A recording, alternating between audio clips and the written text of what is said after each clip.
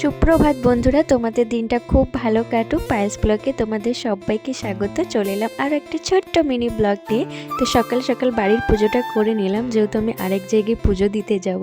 শিবরাত্রির আগে আমরা ঠিক করেছিলাম যে আমরা একবার বাবার মাথায় জল ঢেলে আসবো, পুজো দিয়ে আসবো। আমি একা না, আমার পার্টনারগুলো আমরা 4 জন মিলে গিয়েছিলাম। তো এই যে রাস্তার ধারে যে আকন্দ ফুল ছিল সেগুলো তুলে নিলাম বাবার জন্য। তো তারপরে এই তো আমরা বেরিয়ে গেলাম, আর এতে চলেও এসেছি মন্দির। এই মন্দিরের ফুল ভিডিও আমি অলরেডি আপলোড করে দিয়েছি। এখানে প্রতিষ্ঠাতা দিবস উপলক্ষে যে বড় সড়ক করে মেলা ছিল সেই ফুল ভিডিও আপলোড করা আছে, তোমরা যারা দেখোনি তারা দেখে এসো।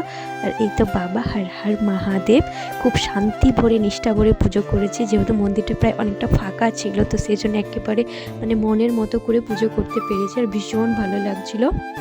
আর যেন তো খুব ইচ্ছে ছিল বাবার সামনে বাবাকে ধরে পরে ফটো তোলা, তো সেটাও আমার পূরণ হয়েছে। তোমরা পরে দেখতে পাবে, ওরকম ফটো তুলেছে একটা, তো ভীষণ ভালো লাগছিল।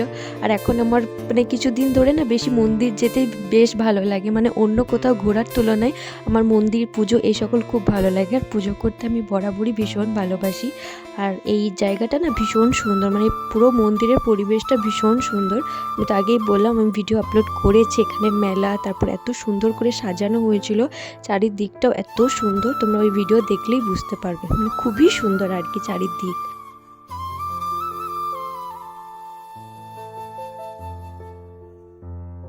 তারপরে এই তো আমাদের পুজো দেওয়া হয়ে গেছে, এবার আমরা বাড়ি যাব।